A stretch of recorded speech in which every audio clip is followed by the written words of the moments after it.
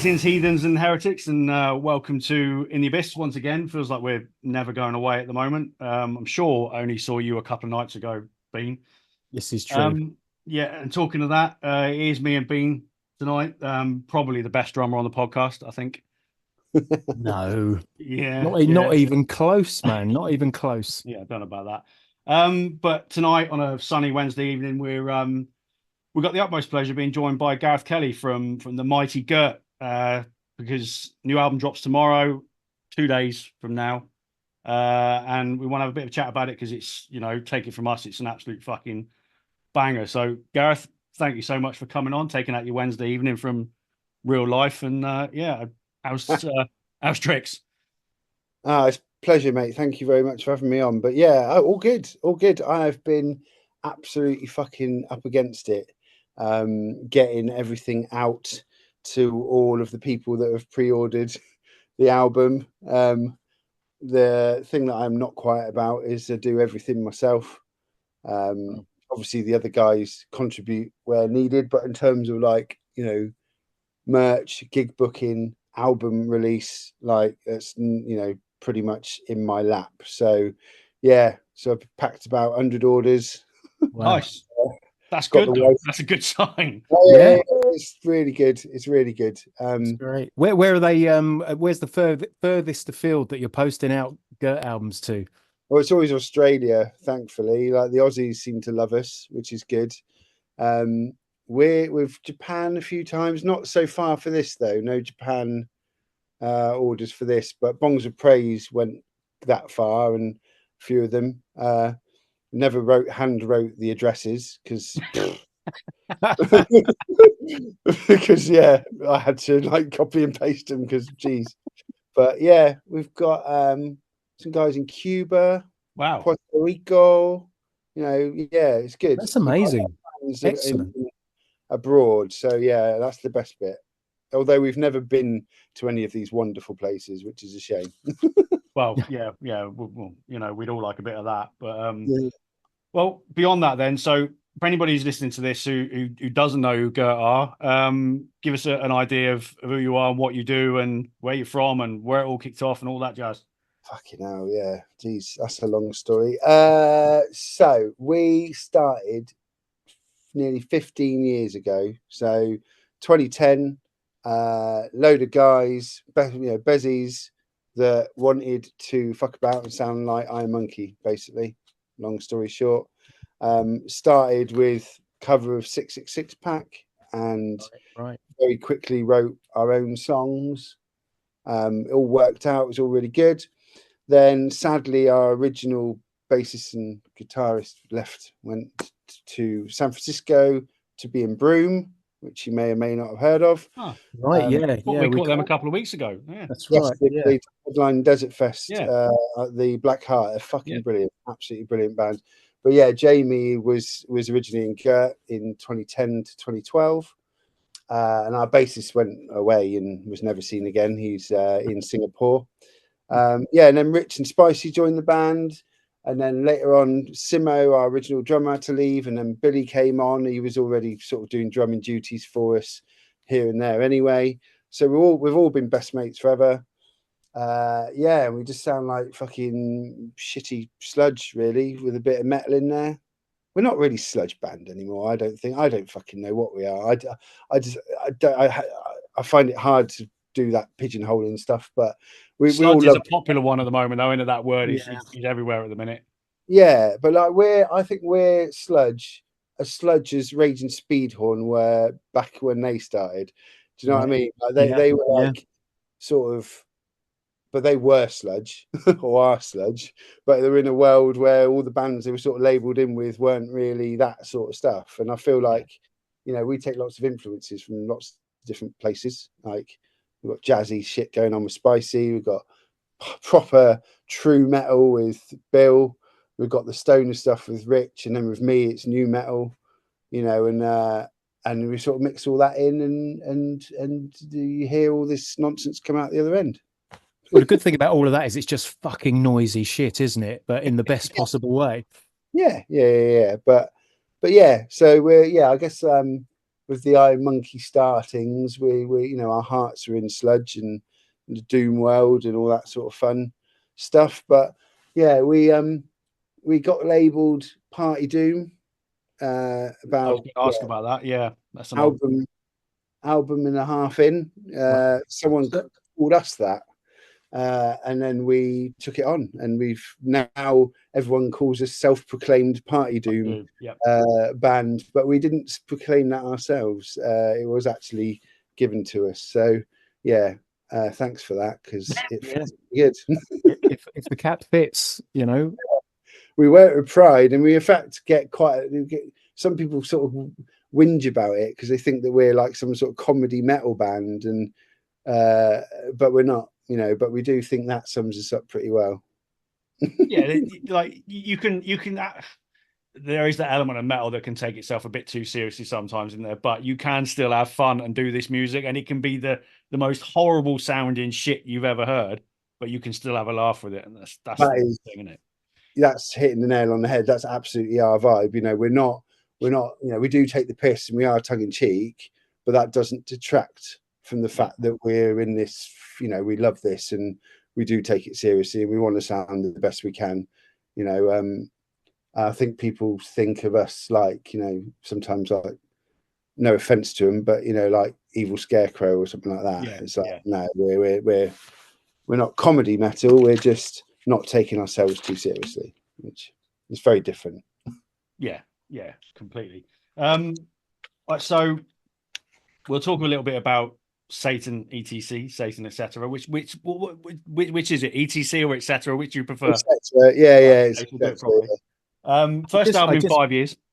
Very keen to get to know, like, just briefly before we get into the content of the album, but just the conversations that happened around that title, because it's such a kind of nonchalant, like almost like anti-marketing. Yeah. Like, we know what you got to do to sell an album, Satan, etc. Blah blah blah. What went into that? You're almost there with that.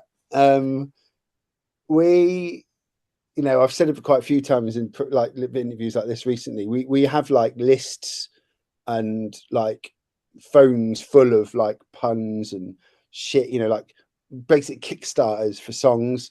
Like we'll have, you know, we've got like a list about fucking gin and tonic puns, and you know, and like obviously the weed thing with Bongs of Praise, you know, that took life and became an album, you know. But we very much like look at things like that, and we I think we were going down, because it was getting really heavy and it was really going in a certain direction. We were kind of like, you know, almost not battling against that, but almost wanted to like make that a sort of tongue-in-cheek theme of the album. And and like Satan, etc. is kind of exactly how you kind of put it quite well the way you said it then. But it's kind of like that, like it's metal.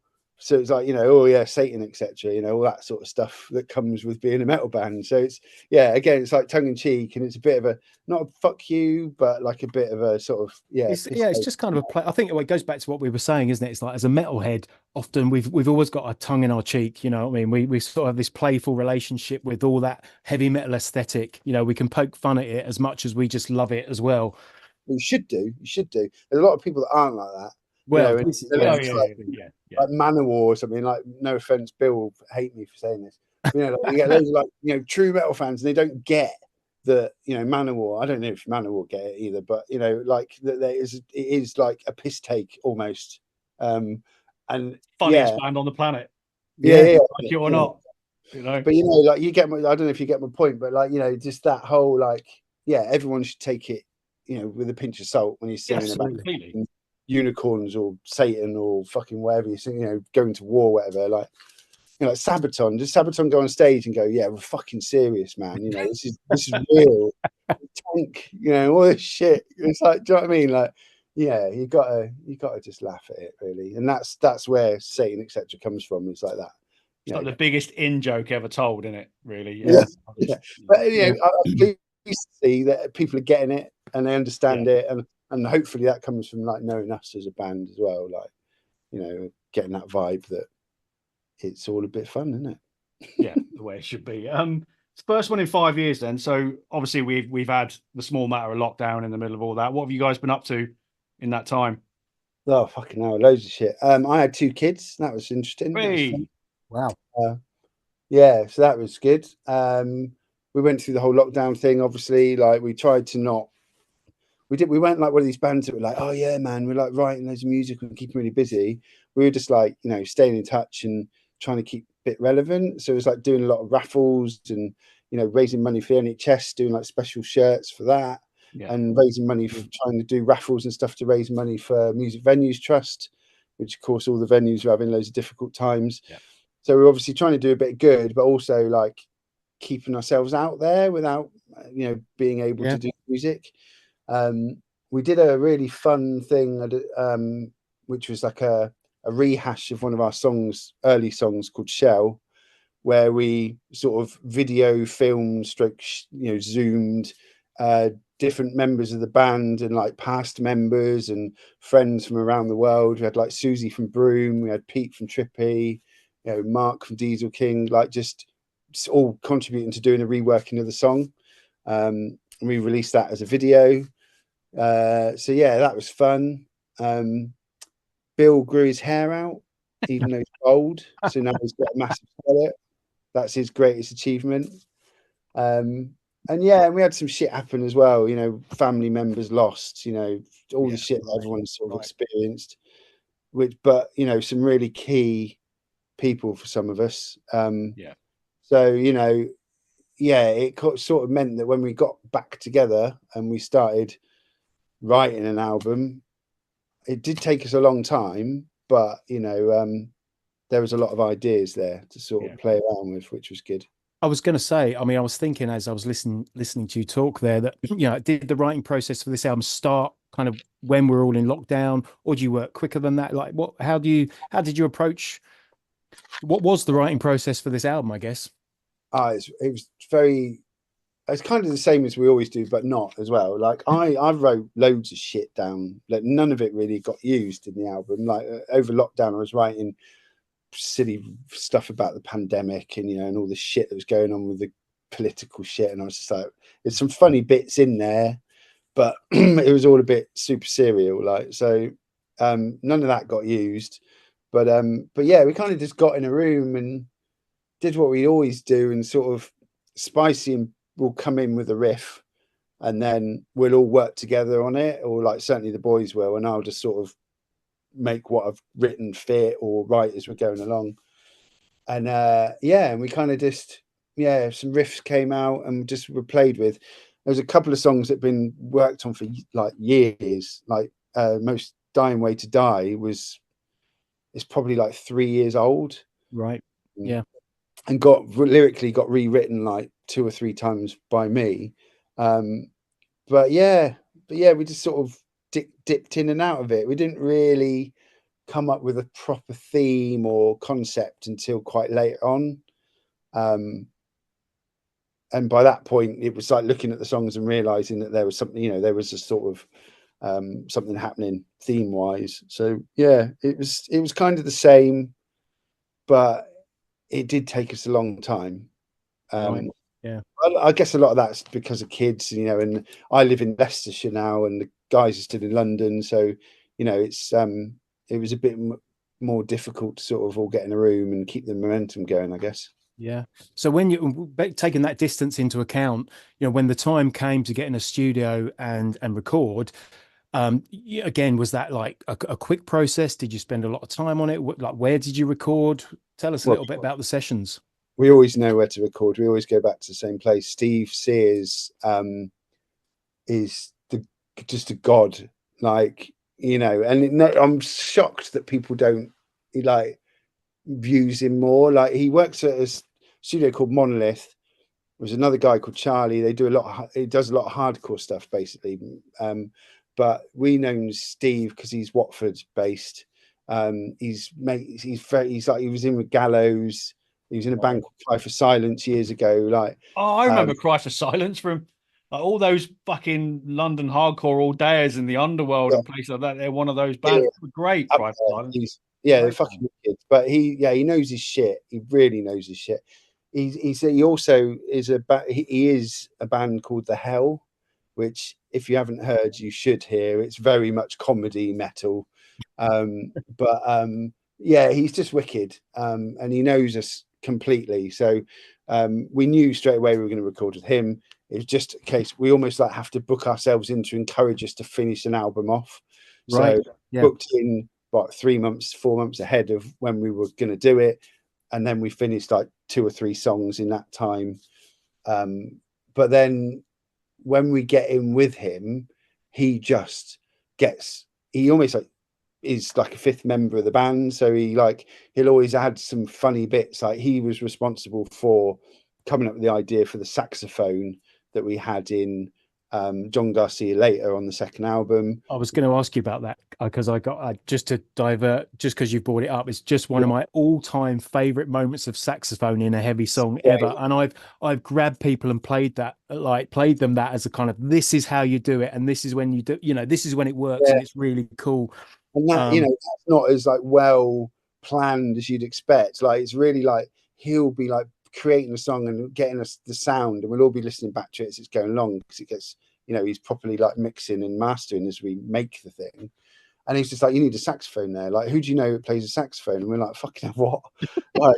We're like, yeah, you're right, but geez.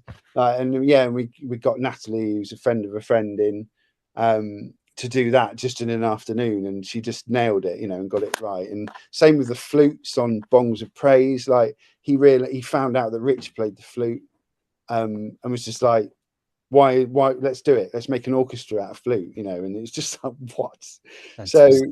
So when he does stuff like that, and he's contributing so much to the band, it's fucking no-brainer that we're just going to go, let's go back. So it had been a while, so we wondered whether he'd be available. He was. He's had a kid and stuff, and life's changed, but yeah, we went in and he did what he normally does, get the best out of us, took the piss out of us, and just added his own little ideas here and there that meant that a lot of the songs sort of took shape and sort of become what they were in the studio. Do you spend a lot of time in the studio, or is it a quick kind of in and out?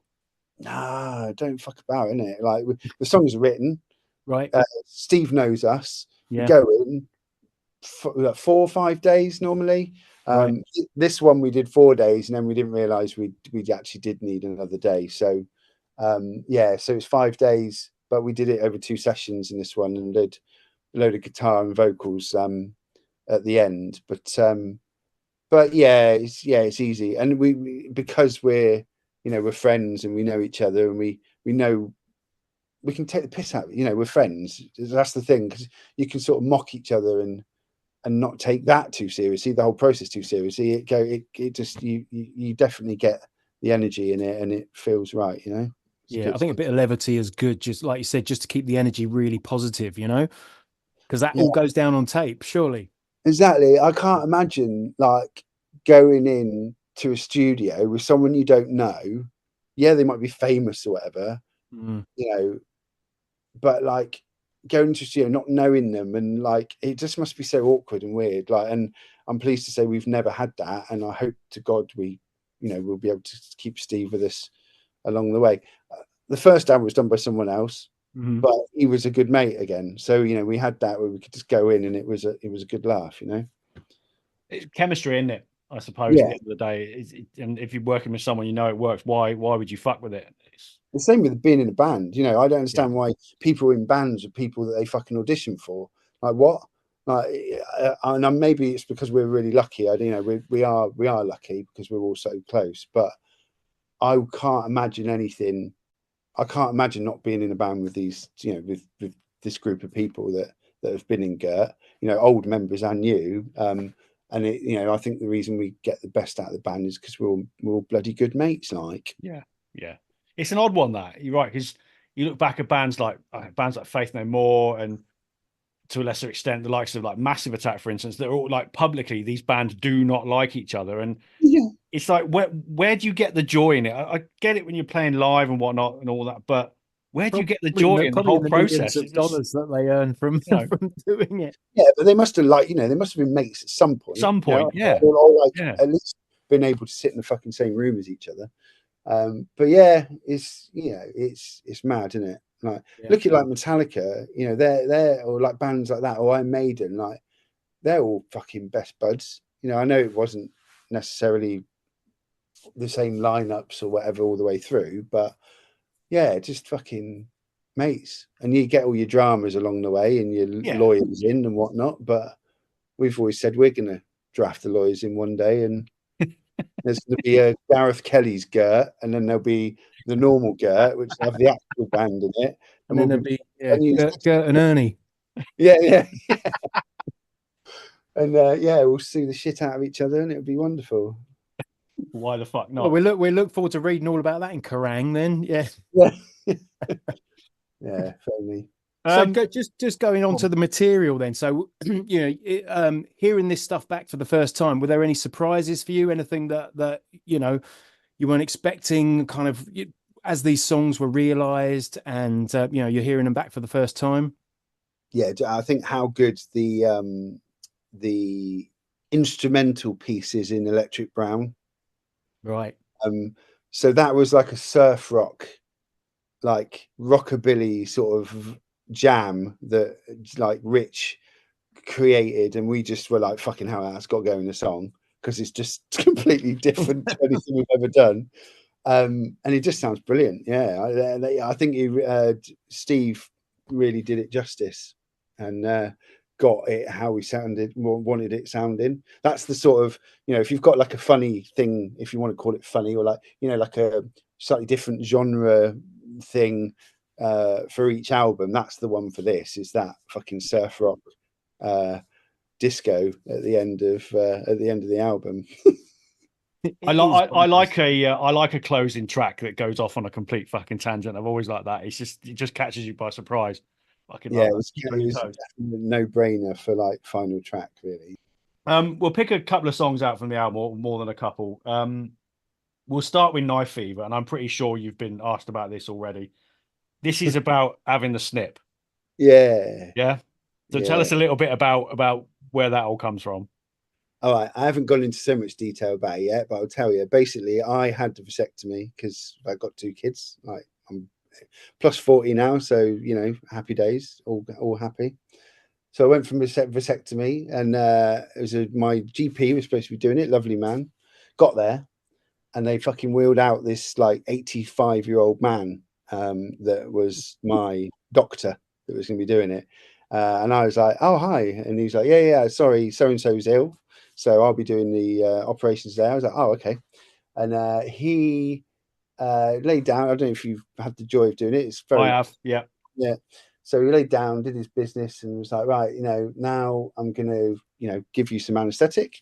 Let me know if you still feel anything. So he did it, and then I felt him pull things from the inside of my body that I didn't want to feel being pulled. Good Lord. And it was the most horrendous feeling I've had for some time. So I yelped, as you do when things like that happen. And he said, oh, sorry, I'll put some more in. So, okay, cool. Then 20 minutes beavering away. And then he said, oh, now it's time for the second one. I was like, fuck, like, that's not it. Okay. And then he did exactly the same thing on the other side. So I was just like, it probably felt like a couple of hours in there, but it was like, a half hour. And then the end was like, oh, I did a bit of damage down there, so I've had to put a couple of stitches in as well. So I thought I'd write a little thank you letter in the form of a song. Yeah, that's what happened. And sorry for anyone that's squeamish or whatever, but Will there be people listening to this that are just kind of thinking, weighing it up? Maybe it's something they're going to go for. But just if they wheel out a geriatric fucking surgeon, then just maybe think twice, perhaps. If it's any consolation, mine wasn't a million miles away from that. Oh, okay, that makes one side was fine, no issues, apart from the smelling of the cauterization when they're burning it off, which I found a bit weird, and the little puff of smoke. Yeah, a bit bacon. But yeah, when he went in the second time on the other side, I felt the scalpel right in. Oh, just like every bit of us, I need more anesthetic, and it was and I won't go into any more detail from there, but I may as well have been kicked in the nuts 20 times. It was so bad, isn't it? It was fucking horrendous. So, but it was it's worth doing. Well, exactly. I wouldn't knock it. I'd still say do it, particularly sorry to get off sort of social or whatever, but to take the pressure off the other half, because Absolutely. pressure is on women in the world, and I think this is one that the men should take for the team, because Completely they have agree with that. Absolutely, I think that's a fair point, and you got a great song out of it as well. Well, yeah, exactly. And Loud and all that. it's interesting. It's one of the quickest ones that we wrote on the album as well. It's near the end, and lyrically and like song wise, it just fucking it all came together, you know. So what's the other end of the spectrum there? What was the most challenging song? Was there one that just, you know, you wrestled with, and maybe it's taken different forms, gone through changes? I think Exit As You Enter definitely was some like weird jam for ages, and like some minute and a half long interlude that like stabby, like ding ding ding ding ding ding, that was like some weird, like, jazzy thing that I did some weird vocal thing over the top, and it just wasn't working, and we're just like, oh fuck. And we don't like to ditch songs, we like to make them work. We don't have like a bank of hundreds of things, you know. We'll try and make something work till it does. And that was one of them. And then all of a sudden it just, like, Spicy and Bill just sort of turned it into into just fucking raging, like, hardcore punk song, and it worked. It's got a bit of like a black metal-y vibe to it, like vocally, for me anyway. But yeah, that was hard. And I think that's probably the one that stands out the most. I've got my little cassette here. Hey, look, it's on cassette. There you go. Yeah. He's a tape hipster, so he'll have a bit of This that. is not we have that. This comes up every now and again. Only if there's no alternative. I'm just a sucker for having a look at that in all its pink glory. Yeah, it's nice. It's nice. It's good. Which is great. And we just have to talk about the cover art, which is simultaneously like the most and least metal thing I've ever seen. You know, it's kind of for anyone that hasn't seen it, you know, it's an illustration of a hand throwing the horns, and the horns are throwing the horns, and those horns are also throwing the horns. All in Infinite glorious, horns, vibrant pink, which I think we all know, you know, in heavy metal is like always the last crayon left in the box. Yeah, that's it. But yeah, pink, obviously, and that was just a fucking no-brainer when it was like the idea of, you know, Satan, etc. Pink, obviously, it's going to be pink. You know, it's not going to be black or like black and white. You know, it has to like fit the sort of tongue-in-cheekness. And unsurprisingly, pink stands out. So the other day, I had the pleasure of seeing a not shit review, but not a great review by some fucking bod in Metal Hammer. But the album cover stuck out so well, and against all of the sea of other little album covers. So, like, you know, I guess that's a bonus, is that people, you know, it will jump out at people. Absolutely. But yeah, the artwork was Spicy. He's a designer, illustrator. I do here and there, but he's just like this, and no, you know, we've had quite a few moments like this where we just, all of us just like, yes, done. Don't even have to think about it. That's the artwork. Just nailed it. It's the dream, isn't it? Perfect. Yeah. So Spicy's done all your artwork, hasn't he? Scalossus and Horrendosaurus. That's all Spicy? No. Well, Scalossus was, Scalossus was him. Again, we had real troubles with that album cover. We commissioned someone to do this big arty painting that just didn't work. It was supposed to be us all riding like a cat in space, and it's like, nah, it didn't work. Of course it was. Yeah, and then Spicy was like, what about this? And we're like, yeah, done, sorted. But yeah, we got the first album was done by Dom Sohor. Right. Okay. Was known within our sort of little scene. We were one of the first to work with him, actually, before everyone else went and. Very cool. There you go. And then Bongs of Praise was done by a guy in America called Mark Williams, who's just heavy hand illustration. He's called it. He's now just doing loads of stuff for film posters and like horror film posters. But we caught him at the right time, and he just absolutely got us and nailed what we wanted. So a bit of everything really when it comes to album artwork. The highlight song for me is if this is pronounced right, Inui, is that right? Inui, It's ennui. Ennui. All right, okay. On we Yeah, go. that. We go. Yeah, just about pretty much bang on a minute in, that riff just comes out of fucking nowhere, and it just. I was listening to it in the car, and that properly hits the spot, that one, and it's. Yeah. I mean, it really made me sort of sit up and take notice. On we go. So if you say it literally, it's on we go. Now it makes sense. Yeah. Yeah, but the French word ennui means to just like absolute failure, to give up, like to not do it anymore. So it's kind of like a play on, Wow. The whole song is about that. Is about like, fuck, why the fuck are we doing this? It's shit, boring, no one cares. The scene's shit. Everything's dead. No one, it's all bollocks. But yeah, so it's a play on that. It's like, on we go, because we are going to carry on and we love it. But what's the fucking point? Because it's all bullshit. Wow. Yeah, and I mean, you've already mentioned it, but your pun game is so strong. I mean, I take my hat off to you, because there's some crackers in there, just across all of your albums. Appetite for Construction being one, which again, we talk about riffs. That one, it's got a real twisty riff in that. I really like it. Yeah, that's lovely, that one, isn't it? We do like that. That was one that came quite late on in the process, and yeah, it just is wicked. That was Rich just banging out some proper metal riffs in that one. It's good. In for a penny, in for a pounding. I like that one as well. What's that all about? Well, it's just so fucking heavy, isn't it? Like we that was written without any sort of like theme, or it didn't have a song for a while, a title for a while.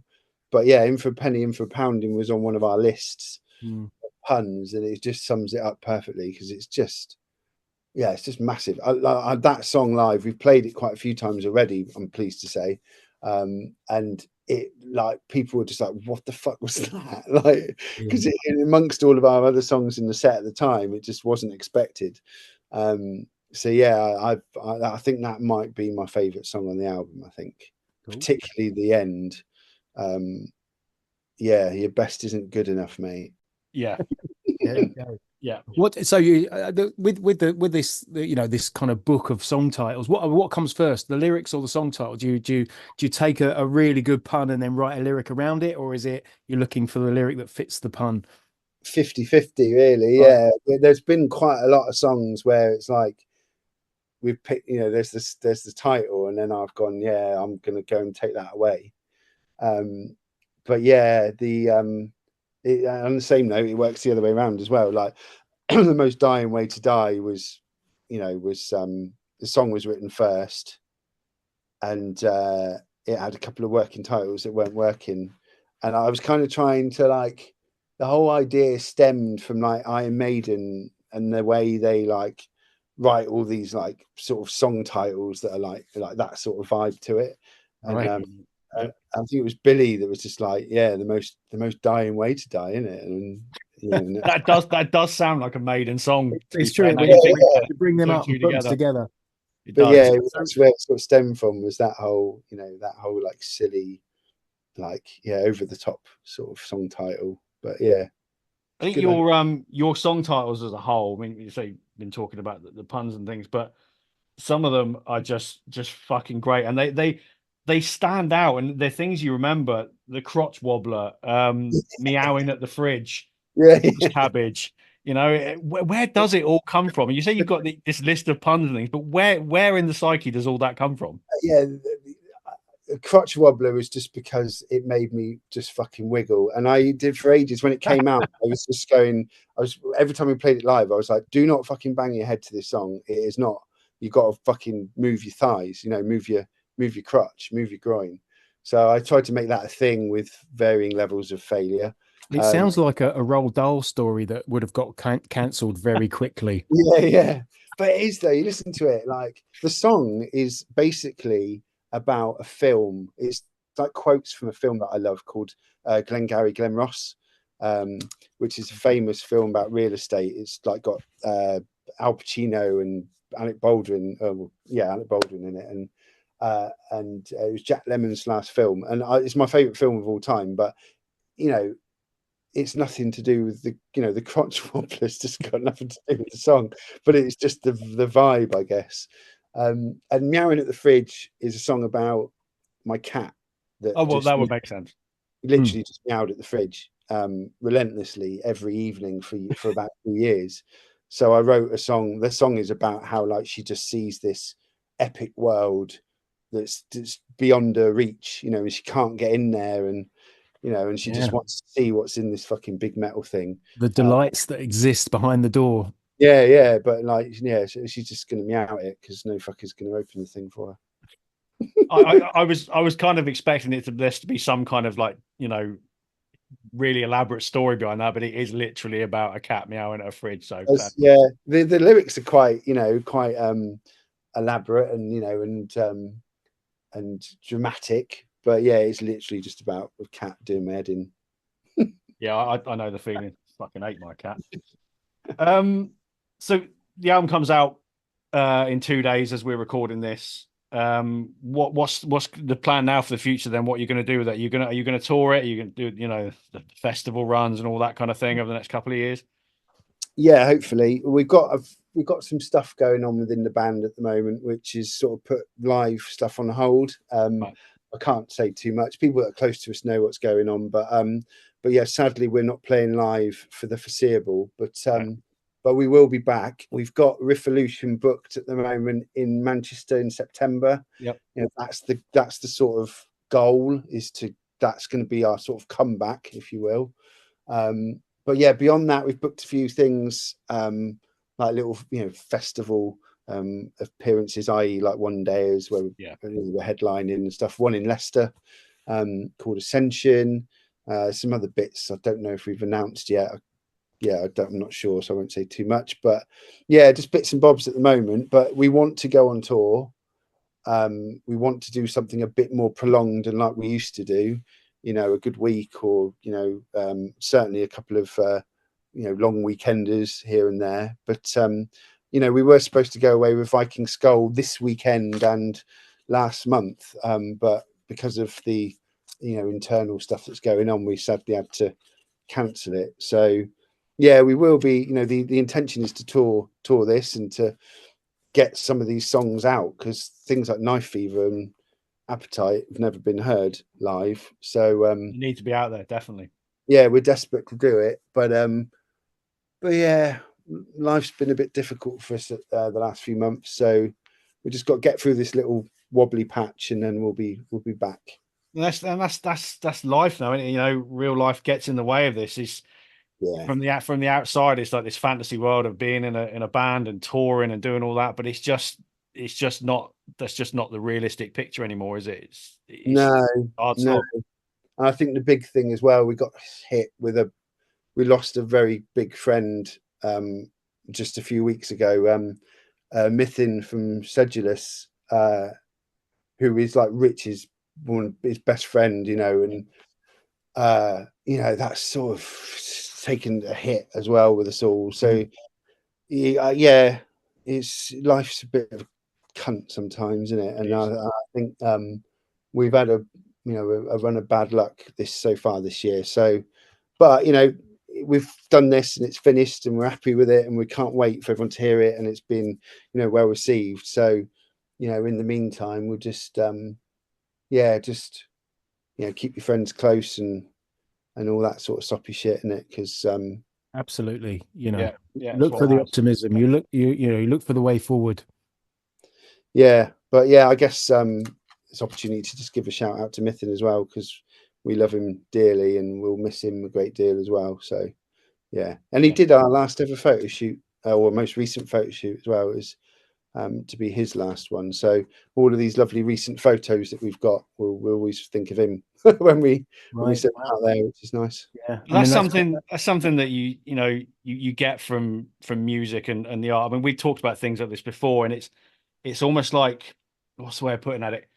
You can look back on things like that, but there's always a positive reminder there somewhere, you know, and music's one of the best things for that. In there, you'll hear a song and it'll be like, that reminds you of something that happened with someone 20 years ago, whatever it is, and you've always got that, and that will never go away. You may lose someone, but that will never go away. Absolutely. I think just to keep it on Mythin for a little bit, he used to hate.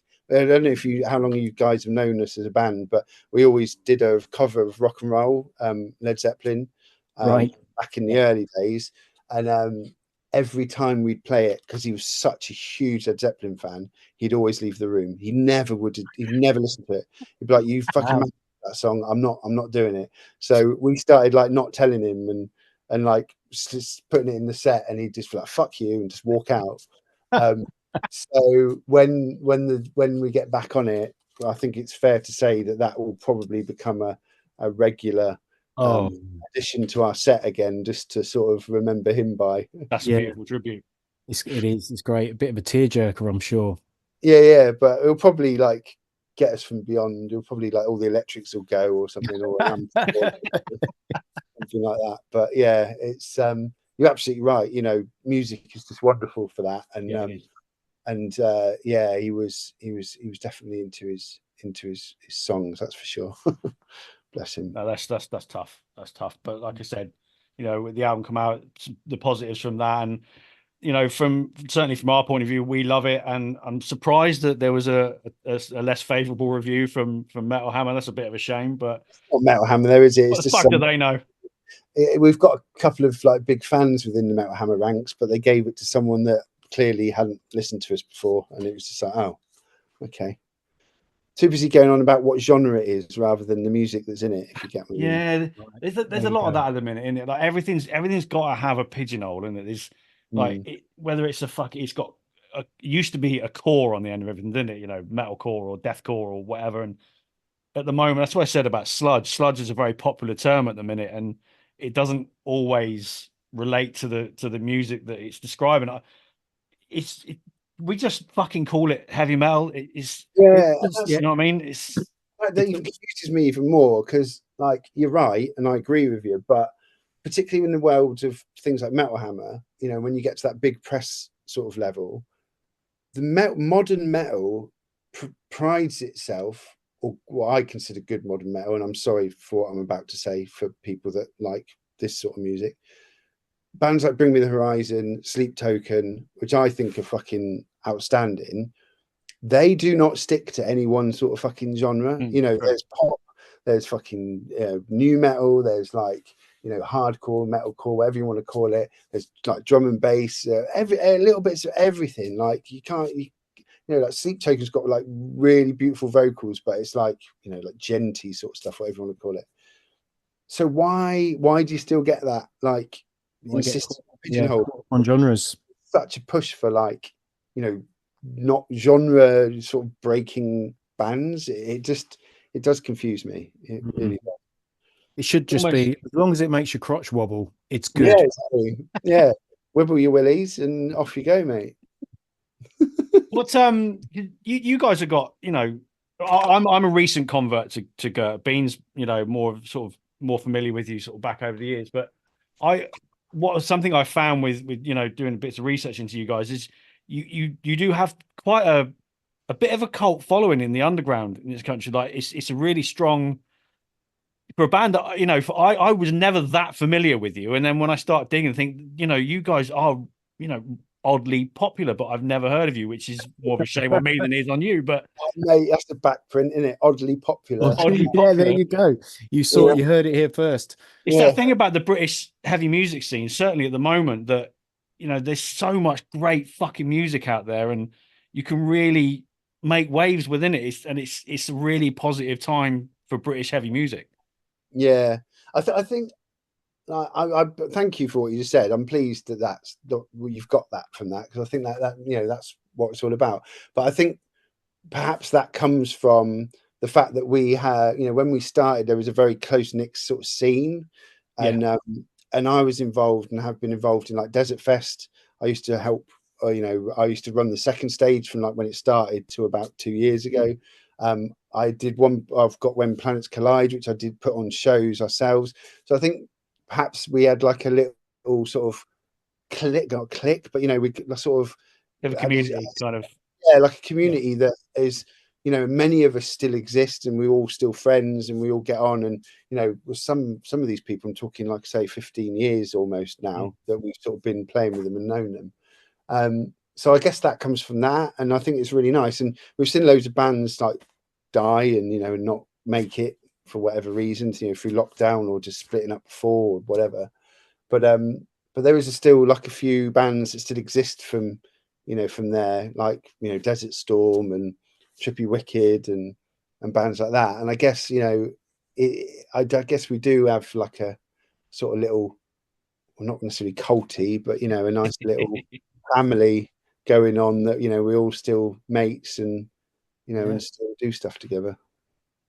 Let's talk about When Planets Collide a little bit, because that kind of started around about 2010, so quite a few years ago now. Is that still something you do actively, or not really? No, I released the albums obviously through the label, but no, I when I was doing the label properly, it was when a lot of bands are coming out and needed a bit of help. So I was sort of using my promoting to sort of help bands sort of get the first release out, and because I love doing it. I just do bits and bobs like Pissed and Ritual King, Broom. I did their first stuff.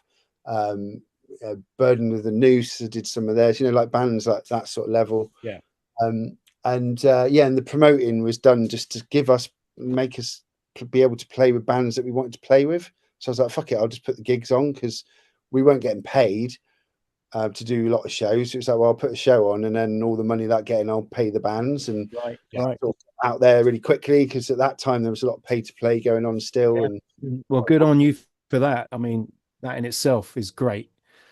Again, it helped the community. Like, it was really good, and we made loads of friends from just not being arseholes about it, but yeah, I guess when I moved to Leicester, I did try and do a few more gigs here and there, but it's sort of dormant at the minute, and I use it to release Gurt albums, but I will never, it's not dead, and I do intend to do more gigs soon. I just waiting for the right time more than anything.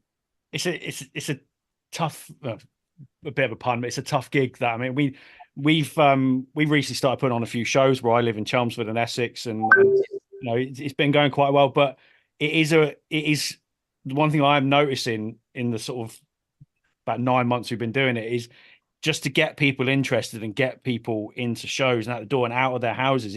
It's fucking tough, and we're only talking like a 70 cap venue, and it is fucking hard work. Yeah, I do bits and bobs and have followed Music Venues Trust for years. Look after all the grassroots venues, and you can see the landscape out there is fucking hard. People. We lost 154 venues last year. Mad, closed its doors forever. So anyone that says it's bustling is only looking at that top level. Big festivals, big Live Nation tours. Yeah, they're fucking doing all right. Taylor Swift, all that shite. But or not shite, she's good, but you know what I mean. Like big artists. But yeah, I think it's hard. It is really hard, which is why that community feel and that everyone working together is more important than ever. Whether it's happening or not, I don't feel it is as good as when we started. I sound like an old man now. Like, oh, look, when I was a boy, but it doesn't feel the same as it did. When Desert Scene was first starting Desert Fest. We all of us promoters like clubbed in together to to sort of get this thing going. And grow to like a bit, what it is now. I just think that's the key, is that everyone needs to help each other out a bit. So I don't know how that happens, but yeah, COVID's got a lot to do with it, obviously, in it, that sort of struggling period. But when you look at venues, like take one for instance, like Boom in Leeds, which is a really, really popular venue, and they have a lot of great tours coming through there, all different kinds of music, and it seems to be 4 or 5 nights a week, yet they're having to do GoFundMe's to raise money to keep the place going. Something's got to give at some point, and this isn't sustainable the way things are going. I could talk about this for fucking hours, I really could, but yeah, that is depressing, isn't it? And they're not they've got loads of them that are doing that. They've got Kickstarters or whatever you want to call it, like to try and save them, and that's not, this is beyond COVID, this is, but a lot of that is, rents, VAT, utilities, all of that. Yeah, like everything contributes to just fucking it over. And like, Brexit hasn't helped. No, and and such a no real contribution from any of the kind of arts funding or anything like that. It's just not out there. Yeah, well, there's something going on in the background. Well, I say in the background, it's fucking front and center, where the Music Venues Trust I'll talk about again. They're trying to get a grassroots levy. Yeah, saw that. Yeah, the big artists and the big promoters should be putting £1 in every ticket sales to basically go into a big pot of money that would then be used to help venues. It happens in France. It happens in like Sweden. Like, it's not unknown. It's why you get for Hellfest to happen, for fuck's sake. You've been to Hellfest, that wouldn't work without loads of money coming in from the government, but we don't have that. We're shit at that kind of thing in this country. Yeah. I mean, we've talked about that a lot on it's come up several times on this podcast, and we often compare what's happening in the UK to over on the mainland Europe, and it's it just pales in comparison. You wonder, hopefully, this whole levy thing, it looks like it's getting some traction. If it works, good, it's no brainer. That might help, because then in theory, venues will then be like, oh, you want to put that band on? Well, we'll put so and so, such as such money towards it, or you hire a venue and you're guaranteed to get 500 quid, because they know they're going to be making money from the bar and they've got this sort of put aside. If we lived in that sort of world where it wasn't like, oh, sorry, you can have a packet of crisps and we might give you 50 quid, if we do well. It could be very exciting, but fingers crossed. if it doesn't happen, it's a lose-lose. And if we lose all these venues, there's less places for bands to play, there's less revenue going around, there's less jobs for people. It's just one big fucking domino effect. It's not joined up thinking, is it? Why is it happening? But you got to remember, all the people that are involved in this sort of stuff are business people. They're not music fans. So that's where the problems lie, is they don't look at the logic and they don't understand the economy, how it all works.